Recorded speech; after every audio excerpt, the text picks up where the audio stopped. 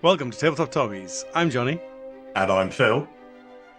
And I'm delighted to welcome tonight Bo Mortensen, international bolt action player, captain of Denmark, winning captain of the WoW team 2023, all round nice guy, and YouTube celebrity. Please welcome Bo. Thank Hi, you. Bo. Hi. Well, that's yeah. I think that's the longest welcome and introduction I've ever had. Okay, cool. I guess most of it is true, but I didn't plan on it. I planned to be all that. So, Well, you didn't plan to win WoW last year. well, I did. Oh, I planned heavily for that one. That's absolutely. That was definitely according to plan, except that I almost lost it. So yeah. Yeah. So that wasn't just a fluke then. That wasn't you just No. rolling hot dice, you reckon? That was months and months and hours of training that paid off finally. As soon as I had beat your barbecue column of death, then I knew I was in good shape. Indeed. Brilliant. Yeah.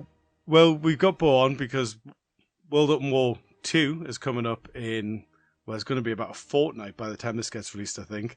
And so we thought it was a good time, especially with V3 being released, it's a good time to talk through his thoughts on V3, his thoughts on World Open War, competitive bolt action generally, and just see how he's feeling about the game. So my first question, Bo, to start on a positive, what's your favourite change to V3? My favorite change to V3, I think, has got to be some of the weapons changes. So all of a sudden, I'm looking at LMGs and going, might be interesting. I'm looking at MMGs for MMG teams and going, 6 shots, and I'm looking at light mortars going 36 inches, really? So some of the weapons changes I really like. I also like the changes to Tough Fighter. I have to admit, the new Tough Fighter rule that is deadly. Yes, absolutely. I like that it takes some of the random chance out of it because with that first roll when you just get nothing, you can nicely balance that out now. Yeah. I don't know about you guys, but my dice seem to be very binary. Like either I roll really high and really hot and kill everything, or I roll really low and my unit just dies in close combat. So it's really nice to have that surety in close combat. So yeah, that. How about you guys? What do you think so far? I'm enjoying it so far in terms of like the core mechanics and the changes to the core mechanics. Cover saves haven't noticed like any big change. Initially, when they were first announced, I thought, okay, this is going to make the game longer because it's an extra set of dice to roll. But actually, the mental gymnastics that you used to do in terms of to hit rolls, that's gone out the window. I absolutely love the force selection. You know, in terms of the flexibility and the fact you can now bring in a lot more historical and sort of more themed things. And it's made me also actually in a roundabout way, it's made me look at my terrain and look at my tables for tournament play and go, right, I need to start, adding some more scattered terrain in, adding some more linear obstacles, all that kind of stuff. Because my first few games playing on a V2 density didn't quite work out because of the how dangerous things are in the open now. So yeah, all of that's been really positive. Yeah, I'm liking I didn't like cover originally, but I do like that now your machine guns will hit. I like that there's so few modifiers now that you're pretty much with 6 shots, you're almost guaranteed to get hit most of the time. So that's nice. Other than that, the thing that I'm actually quite liking is I have no idea what I'm doing really because I feel very targeted by V3. All the things that I like, apart from multi-launchers, which are still quite absurd, everything else that I play has just been hit hard. And so now I don't really know what I'm planning to do quite yet. But that's quite fun because where it was getting quite stale in terms of like list building was sort of fiddling with a few points here and there, it's completely back to the drawing board. And then, but it can be a bit overwhelming. Sometimes I just have to put the rulebook away because now you've got so much choice in the composition. I can just get myself overwhelmed with it all. I really agree, both with both of you guys. Both Phil, your comments about the terrain. I am on the record for saying that you need at least 25% more terrain, and I think that's absolutely true. The game just Otherwise, you're going to get blasted off the table turn 1 or 2, basically, because you're going to get hit. Yeah. And also what you're saying, Johnny, I'm at the same place. I also feel like I was personally targeted by Warlord Games with this edition. Everything that I loved was cut to pieces, and I'm having to reinvent myself, which is nice. I mean, it's a good mental exercise to try and start over. So yeah, I'm right there with you. Yeah, which way are you leaning now? Because obviously you were very close quarters heavy with your Yeah, Gurkhas. You love the yeah, Gurkhas. You love the Stuarts. Which yeah. way are you planning to lean now? Are you going to go more into sort of your long range big guns, or are you thinking about a cheeky skirmish with lots and lots of shots? What are we fancying? Without breaking OPSEC, because there's still a little bit of mental going on here, because World Open War is coming up. I'm in a completely new ball game. I have chosen a new nation to play. One that I haven't played extensively before. I have messed around a little bit with, but I'm like, that's the one I'm running with now. And it's a completely new style with new dice counts, new unit types, new focus. Everything is completely different, and I'll say there's a lot more ranged now in my lists than previously. Yeah. What Interesting. about you guys? Without breaking OPSEC, but what about you guys? So similarly to you, Bo, I mean, previously, at the competitive level, I was playing British and obviously Gurkhas and whatnot. More recently in the last 12 months was playing French with Senegalese and Panhards and that sort of thing, and also Japanese. I organised my miniatures on my shelf the other day. I just looked at the three armies and went, yeah, they're not going to run the same way anymore. So I've lent into two armies, which I have played previously, US and Germany, and just trying to work out which one works best for me.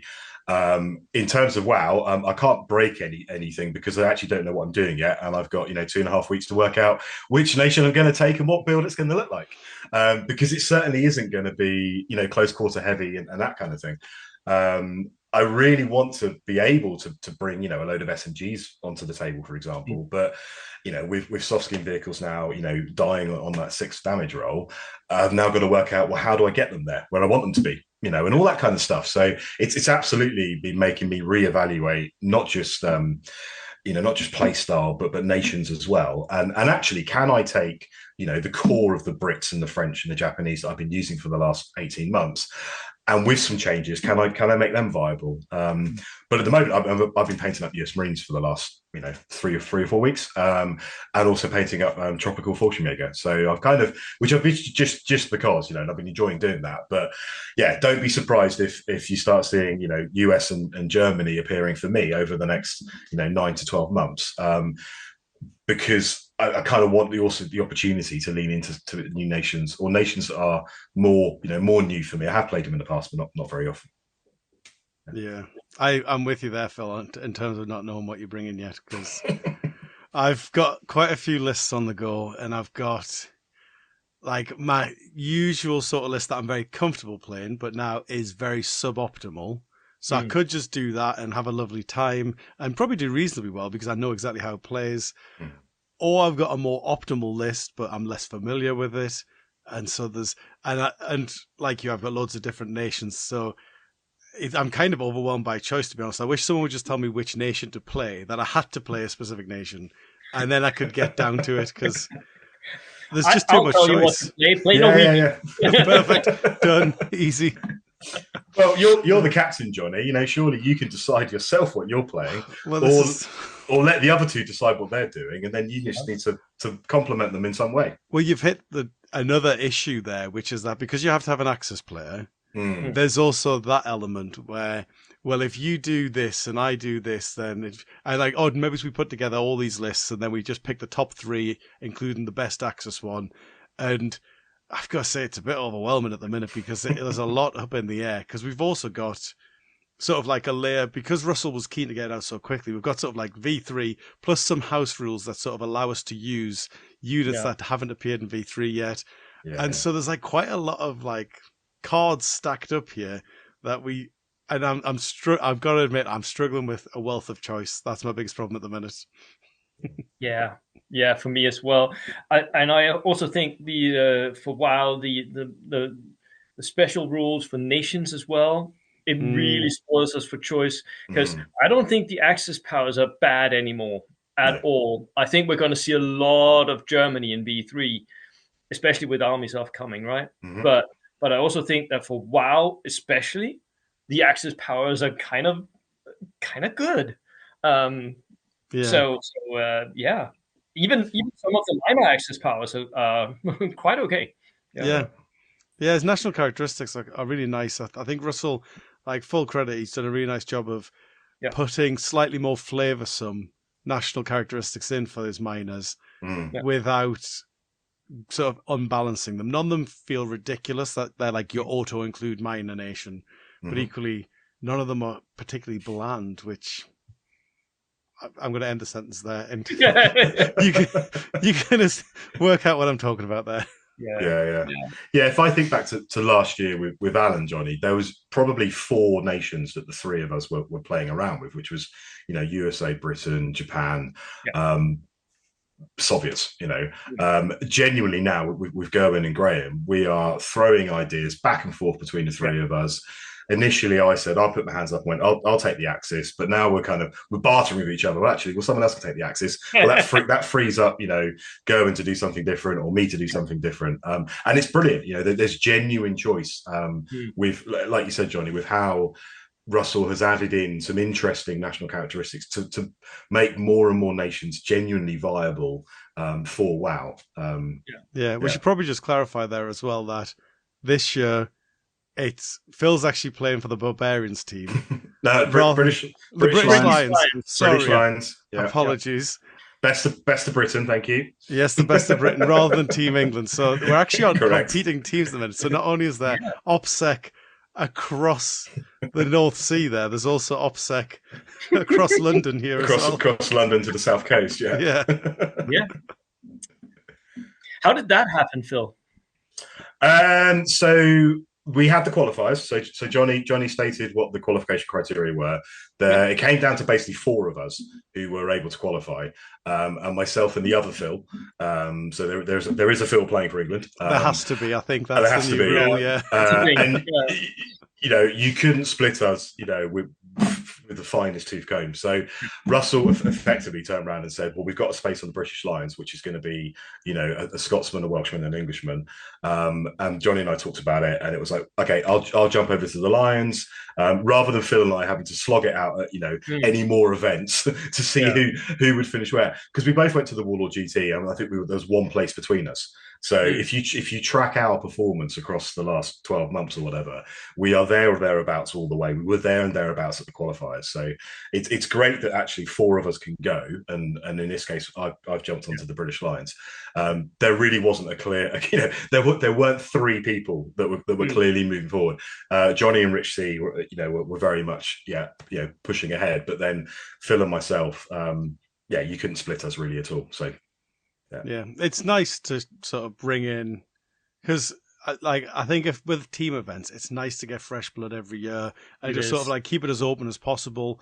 And one of the things I'm looking at next year, if I'm still repping England for WoW next year, is obviously we've started our like UK ranking series based on the UK tournaments, and using that so that you're not having to make a special trip for a tournament.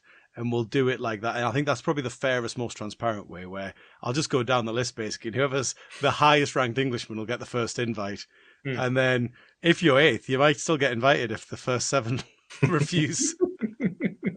Is that similar to how the Danes are selecting their team? Right now, Michael C., whom you both have met, is the Danish rep.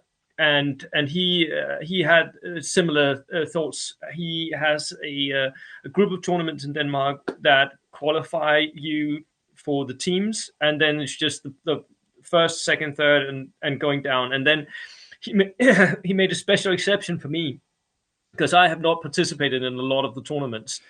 But since I won the last WoW, right, he was like, yeah, well, boys qualified, and he can captain whatever. And that was really nice because otherwise I wouldn't have qualified because I've been TOing most of those tournaments. So. I guess the question is, if you don't win this year, Yeah. and then you don't go to tournaments very much next year, are you going to be kicked out?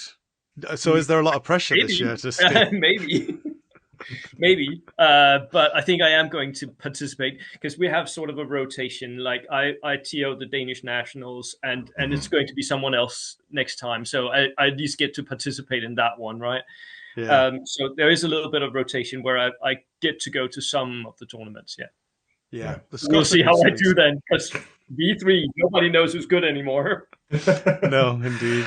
And that's very true. It is a fresh start for all of us. It is. Both nationally and internationally. Obviously, good players will pick up the rules, quickly, ideally, but we just don't know. For another however many months and however many tournaments, we don't know how it's going to settle. We've got good ideas, but we don't know how it's going to settle, which is really exciting, I think. Yeah, and it's going to shift every quarter because there'll be a new army book, and if that leans into the way you like to play, that's a nice little boost that might just take you from sort of a mid-tier player to a top-tier player, or vice versa. If the army that you like to play gets hit in the way that you like to play it, you might go down and have to learn how to play the game again, basically. Yeah, I mean, the other question I was going to ask you, Bo, jumping in back to the V3, is what's your biggest grumble so far? What's the thing that is a bit of a fly in the ointment for you with V3? There have been two things, and I've been quite vocal on my channel about them. One is I think that Warlord Games messed up an opportunity to clarify some of the things in the rules that should not work like that. So it would have been really easy just to hire like a single top competitive player and just go over some of the things. Like, for instance, the artillery rules right now, they're mental. Okay, by the rules, you can place an artillery piece next to a building and shoot around that corner, and you cannot be shot at because your infantrymen are all behind line of sight blocking terrain, and you have to shoot at the infantry or the loaders for the gun. But the gun can shoot because you're shooting over the breech of the gun, which makes no sense, right? So there are a couple of these like rules conundrums that we grumbled about in V2 and which have not been fixed in V3 or made worse. Editor's note. We do like to be as accurate as possible on the podcast, especially at the introduction of a new edition. At the time of recording, I wasn't aware of this particular social media storm in a teacup, and so I hadn't looked into this. However, this particular claim didn't seem quite right, so I've now looked into it. It seems to me that this is in fact incorrect, and you could target that artillery piece. Looking at the rules, page 82, in the section Measure Range and Open Fire, it says every model that can draw a line of fire to at least one enemy model in the target unit shoots at the nominated target unit. If we then jump to page 124, under artillery units, it says an artillery unit consists of two elements, the gun model and its crew, which together form a single unit. As page 82 says you measure line of sight to at least one enemy model in the target unit, and page 124 describes the gun as a model, I would say, rules as written, if you have line of sight to the gun, you can target that unit. Now, I think where this confusion has arisen is on page 126 when we're talking about damaging artillery units. It opens with, as the gun itself is ignored, enemy fire is always directed at and affects the crew. Thus, casualties are always taken from amongst the crew. This section is talking about damaging the gun, not about targeting the gun. All this is saying is that enemy fire cannot destroy the gun. In V3, the only way to destroy a gun is to move within 1 inch of an abandoned gun, and then you either capture it or disabled it, but either way, the model is removed. Hopefully that clarifies it for people. If you disagree with my reading of the rules, please say so in the comments, but on with the podcast. And then personally, of course, I think that they have nerfed close combat too much. It possibly was in order to nerf close combat somewhat, or nerf Gurkhas or whatever. But I think that taking away that part of the game makes the game less, if that makes sense. Because it's now no longer a viable option for most situations anymore, which means that you're not going to do it, which normally would mean that ranged combat becomes a lot more effective, or that like there's an incentive not to push up, which that is not good for a game. You have to have that incentive to move up and to get engaged and do stuff, make maneuvers, right? Push. Because if you don't have that, you're just sitting back and shooting guns. Rolling dice is fun, but not that fun. So, yeah. I mean, I think there's still a place for the close quarters, just that it can't be your main shtick anymore, is what it feels like to me. Like, you can still charge into people and take out squads, but if that was all your army planned to do, you're going to be whittled down very quickly. And so, I think the objective games really play into what you're saying about getting people on the move, and that's the fun part. That's where I think your objectives games come in. And I do worry that, like, your kill points games, if it's at a tournament, there's no secondaries, that might get a bit dull because there's no incentive to push right up. Yeah. But I think for objectives, people are always going to get in each other's faces, aren't they? Yeah, and I think, though, in terms of the first one, and obviously there's various different groups on Facebook where people are having these conversations. It's not players gaming it. It's looking through the interaction where you've got this rule says whatever, and then there's a second rule and a third rule and a fourth rule. On their own, they're all probably fine. You then put them together, and it's the interaction between those four different rules that throws up these edge cases where, like you said, where you can hide your crewmen behind dense terrain or a building or whatever. And that's not players trying to game it. It's trying to get clarity of rules writing and get it clear in our heads so that when we go to tournaments or when we run tournaments as TOs, we know how this should be played, and we're not going to argue with our opponent, or we're not going to waste time bringing a TO over. Or you have to, as a TO, you have to create your own answers if Warlord haven't presented them. So, yeah, I would agree with you. There are quite a few. There are a significant amount. It's not a huge amount, but a significant amount of interactions whereby it's just a bit frustrating that at the start of a new version, some of these things haven't been addressed. I don't know how. Obviously we know who the playtesters are because their names are in the back of the books and all that kind of stuff. And they're all, very, very, very competent players and very, very highly skilled and know the rules, etc.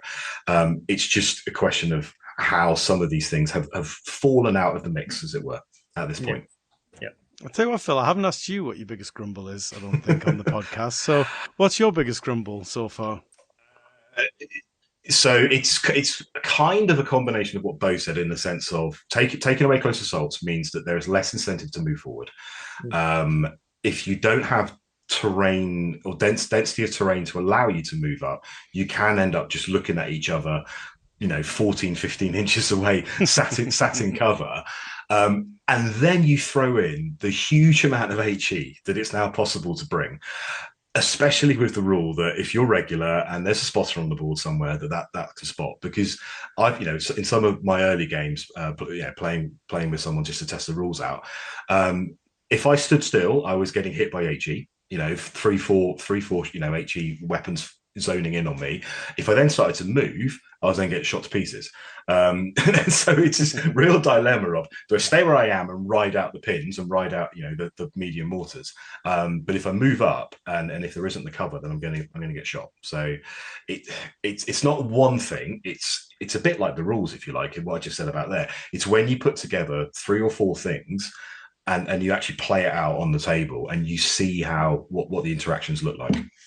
That was a really long way of saying, yeah. But yeah, I like the fact it's made me look at how I play and what I take.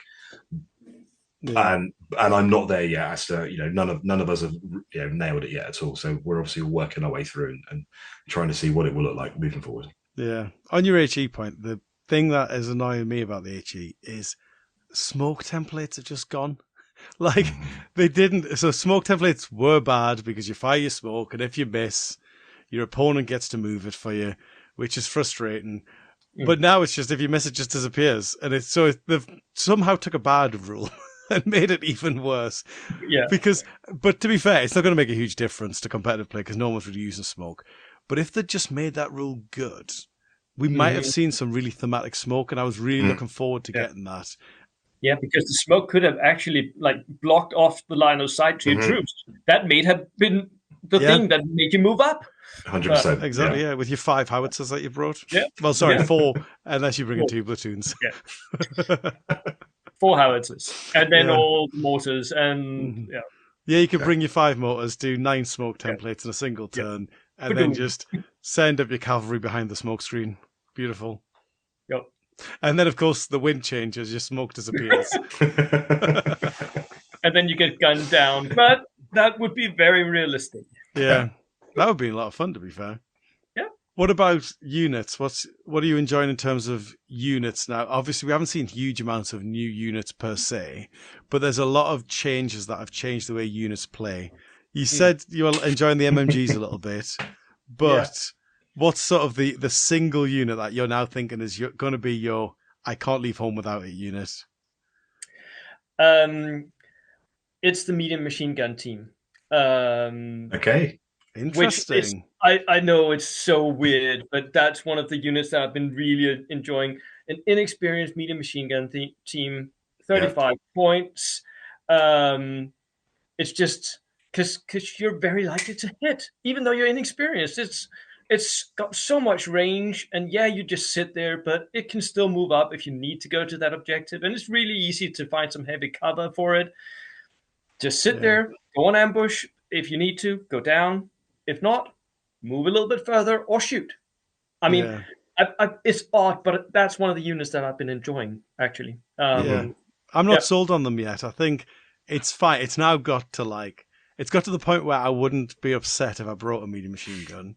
I'd feel quite happy with it. But I'm not starting my lists with medium machine gun teams. The one for me that's similar, because now that snipers are a bit meh. Yeah. The anti-tank rifle, equally very cheap, even at regular or veteran. I think he's now 33 points veteran. He's not going to do a lot for you in the game, but it's going to just delay tanks, maybe put a pin on the field, a test, or even just create a bit of an area of denial. So that's the one that I'm thinking might be a bit of an auto-include for a lot of lists. Yeah. What about you, Phil? What are you thinking about? So I've said it before. I really like the Type 92 tankette for Japan. So in V2, that was your HMG, whole mounted HMG, and your turret mounted MMG. Now that you've got 2 pivots on all vehicles, that has significantly got better. Yes, there are fewer shots coming out of it. You couple the maneuverability with a double pivot and the fact that you can pin regular vehicles with an HMG now. It's just fantastic. It's just buzzing around, shoving a pin out on an Armor 8, Armor 9 tank, which previously, 50-50 chance it would take a pin. And you've got the turret to then target infantry, put another pin out, whatever it is. So yeah, I've been trying to with the Japanese list, playing with 2 or 3 of them. And they're 90 points, and they're tiny. You can hide them behind stuff. You can, if you've got a sort of a 1-inch wall, for example, they're basically hidden behind a wall, and you just buzz them out. Poo poo poo. They got recce. They can do an escape move if they need to. They're great. I love them. Yeah, HMGs are tasty now because I was already playing with HMGs with 3 shots in V2, and I was enjoying it. And that was my new sort of meta for one. Like I was starting to lean that way, and then they announced V3, and I was like, oh well, let's see what that does. And it's. I'm getting the exact same gun that I was enjoying at the end of V2, so I think you're absolutely onto something with the HMGs on a tank. Yeah. What about the other way, Bo? What's the unit that is now going on the shelf until V4? There's quite a bit, but one of the units that I used so much during the end years of V2 was the early war motorbikes. Yes. With a machine gun on him. And that is not coming out, not with the rules as they are. Yeah. And I painted them. I lovingly painted them up. It's the best painted thing in my British Army, and I'm not going to use them anymore. I'm just not.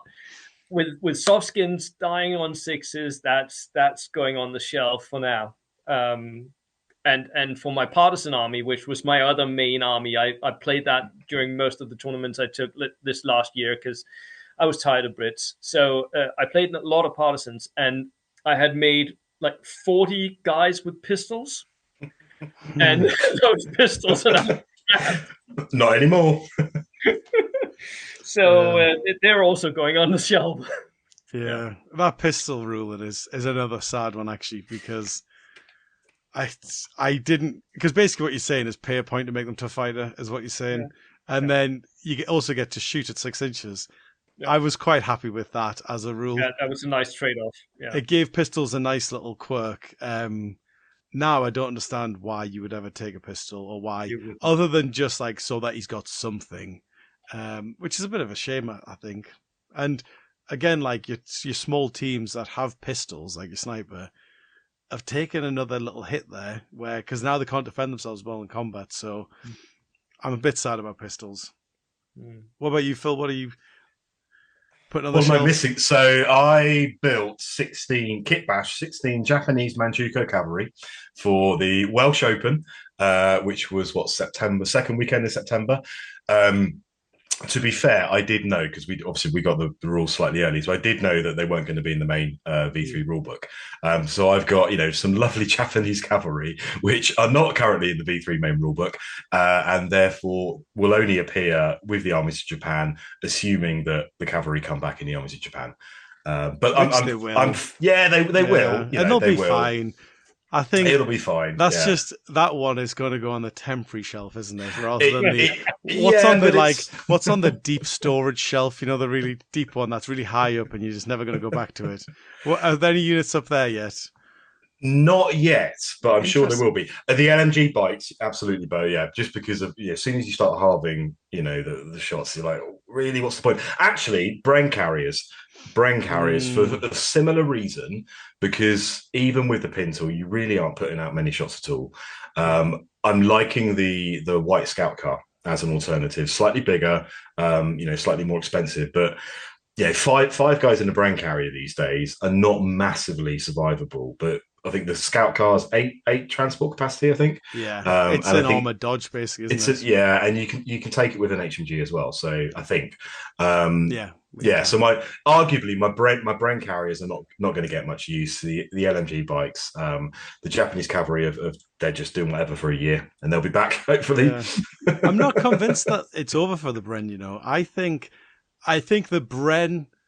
Actually, the Bren carrier is dead. The universal carrier with anti-tank rifle, I think, may have a place because he's not that pricey. And he's got a little spot. Clearly, Bo's reaction there tells me he's got some in his list. maybe I'm not saying anything to that. I'm not 100%. I'm just mentioning that I agree with you on your assessment of the Bren carrier with the pintle mounted LMG that we saw all through version 2. I don't see much of a reason to take that anymore. But other armored vehicles might be interesting. Yeah. Other armored transport, especially. Yeah. Half tracks are looking good. I'm enjoying half tracks now. They're not how I like to play, because you are putting a lot of points into one basket. But they've got probably enough going on now that I think they might be worth their points finally. Mm-hmm. Yeah. My LVT also, I think, is actually gotten a little bit better. Mm-hmm. Yeah, I'm not sold on the LVT now with the half shots. Because I've been looking at him myself, because obviously I love a Buffalo. I think I can't put my Bren carrier in it at the minute in the main rulebook. I think you're right. Which is a shame. So I immediately wrote that off. There was no point in even looking at it after that. Unless you can do a Russian doll where you just exactly, that's all I want. And without my British engineers either to go in the Russian doll's fully dead. But yeah, I mean, there's not, other than those soft skins with machine guns, everything else seems fairly playable. Like, it might not be optimal, but everything else seems fairly playable to me. I don't know. Have I missed anything else? No, I don't think so. Cool. Yeah, well, the close combat troops, but yeah. They still function as riflemen. I might give him a shot still at some point, see if I can make close combat work, but yeah. I think it's more of a defensive tool now. You put your Gurkhas on your objective, because I think we're going to get to points in games where it does come down to that close quarters just to clear the objective, because with the cover saves now, the 2+ cover saves, it's going to be very tricky to shift people if you're not getting the high explosive indirect hit. So that's why when you were talking about close quarters, I was saying I still think there might be a little place for it there.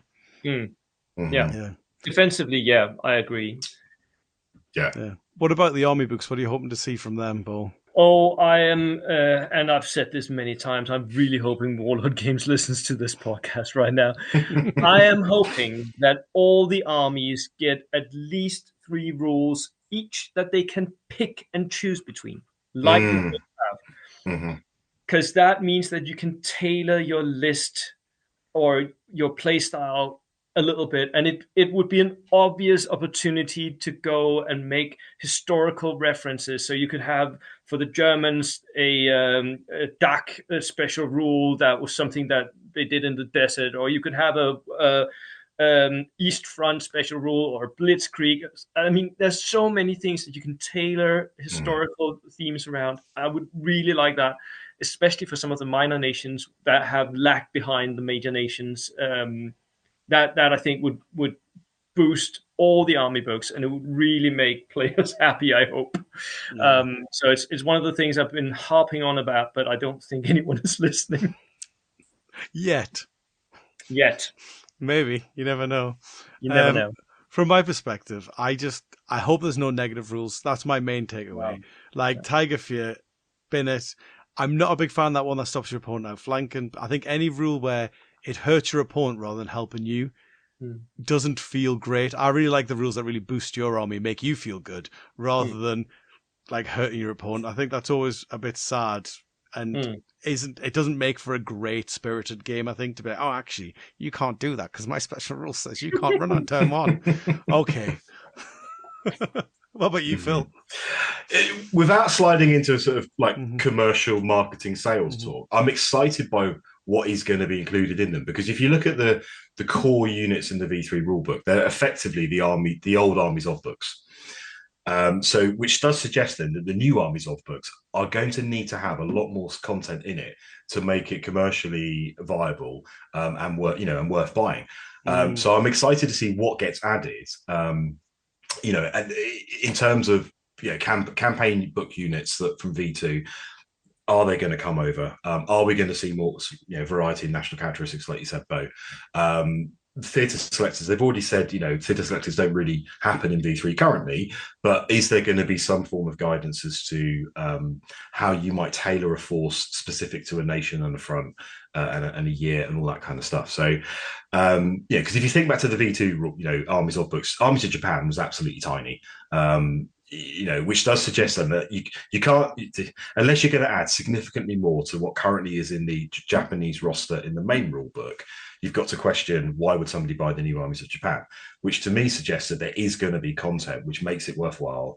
And from a marketing and sales perspective, it's going to shift the units that the Warlord and Osprey games want. Yeah. I'll take my sales and marketing hat off now. So fair enough. I can't argue with that. Should we move on to talk about World Up More then? Let's. Yeah. So I guess the first question, Bo, is what is it you actually like about World Up More? Or are you just going to defend your championship at the moment? Or do you actually enjoy the tournament itself? It is for me a massively enjoyable tournament. It's one of the best team tournaments I've ever attended. It's one of the best international tournaments I've attended. And it is so for a specific reason. It's the way that the captains interact with the tables for me that really makes this a great tournament, because the captaincy matters. What the captain does at the table has real significance. And I really like that. Matching up your the right list with the right mission, the right table, and then trying to figure out what is the opponent going to do, like the mental game of all that. Absolutely brilliant. It's spot on. And of course, the tables at the club where it's hosted they're absolutely lovely, even though they're 3D, which bugged me no end. But they're so beautiful, right? So that was always enjoyable. Yeah. Yeah, like you said, Bo, lovely tables. Yes, they are 3D, which does make for interesting interactions at times. Yeah. Yeah. The thing that's unique as well is the way the groupings are done, where you have your sort of, exactly, you turn up day one knowing who you're going to play, and then the winner of that group, those winners all play off, and then the second places play off in day 2.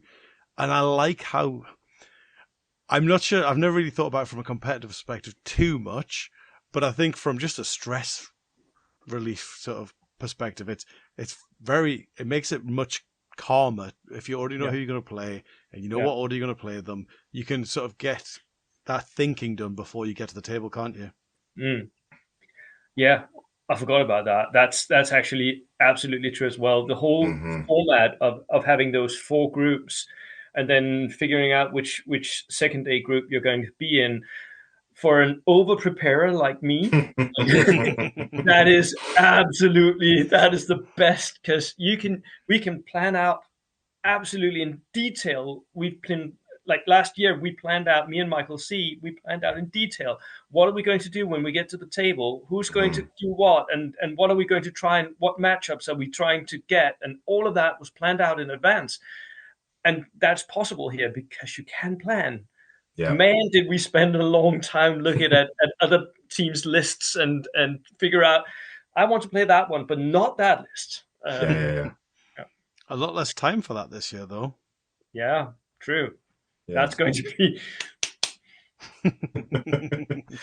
And obviously, Bo, we've had the recent draw for the groups. So you have Team Deutschland, Barbarians, and Tercio Nuevo, which is the Spanish second team.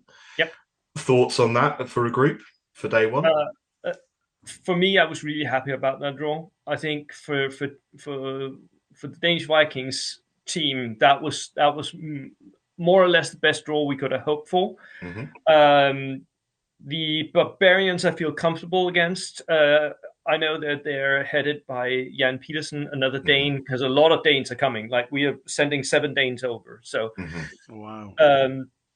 And Jan Petersen, he's a good player, but I have his number. So I'm comfortable with that matchup. And the Spanish second team, I've been playing so many Spanish players these last years. I like the first team, they're really good. The second team, third team, they are good, don't get me wrong, but I think I know how to deal with them. Like I played in Madrid in the Spanish championships, won the ordinary tournament, and lost the finals to Russell. So, I mean, I know what I'm doing there, I think. So that Spanish second team is also fairly doable, I think. And then I really wanted to play the Germans again. Manuel is always a gentleman. I love playing against him, and we've played against the Germans a bunch in different tournaments across Northern Europe. So it's always nice to have these frenemies that you sort of meet up with again and again and again. And so I think we can beat them. So yeah. Okay, that's big talk. Big talk from Bo here. Johnny, I'm going to ask you the same. So you've got Scotland, Northern Ireland, and the South Coast Pirates joining Team England. Thoughts on the home nations group? Yeah, no, it's nice not to have to play any people from very far afield, isn't it? Like, I mean, we could have just met up before the tournament and sorted it out, couldn't we? Sort out day one and turn up for day two. Yeah, we could have a big night out Friday night, take day one off, and then to be honest, I don't know. In all honesty, the guys, the South Coast guys, are on the up at the moment. Yeah. Obviously, if you look at the UK rankings, every player in that team has been climbing over the last 12 months. So they might have already peaked. I imagine they haven't. So they're climbing. So they're a bit of an unknown quantity as to where they're going to be at. The Scots are always good, but the Irish, I'm not sure, and I'm not sure who's in that team. And so I can't really make a judgment on that either. So that's another unknown. And then, of course, you've got V3. And so even like the guys that I've played before, I don't know what they're going to be like in V3 because I don't know if they're going to bring the same style of army. I don't know. Because even the people I've spoken to who've been doing play testing in one way, they might have done a last minute sort of like handbrake turn into something else, either because they had a madcap idea or because they've been told we need an Axis player, or vice versa. Like, oh, we don't need an Axis player anymore. You can try this.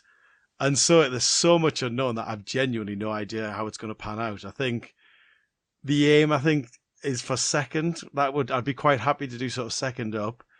I'd like not to be bottom.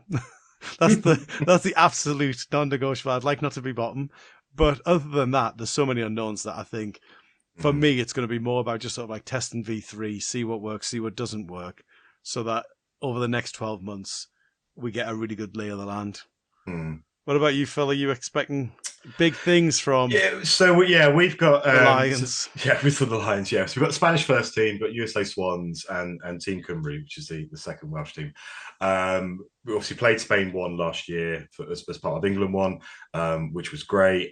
We played 2 of the USA teams at the WTC in Granada this year. I'm not exactly sure who's in the Swans. And obviously we know the Welsh guys because we see them all the time in the UK tournaments.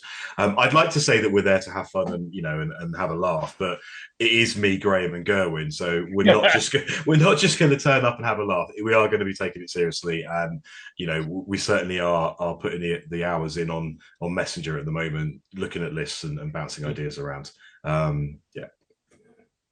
So you're aiming for a top spot on day 1, you reckon? Hopefully not bottom.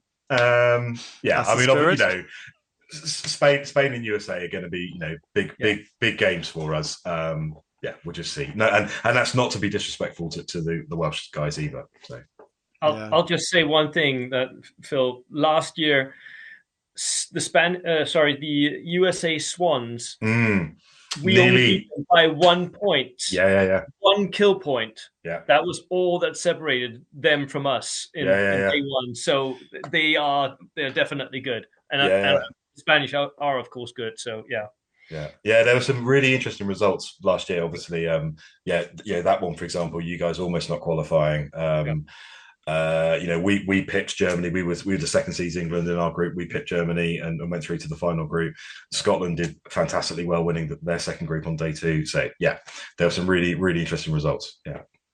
Yeah, it's going to be really interesting either way, I think, because I'm just excited to play V3 in a competitive tournament, to be honest, more than anything. That's the first opportunity. Well, here in Denmark, we're already calling your list, your group, Johnny, the group of death, because we're sort of evaluating that you guys are all very evenly matched.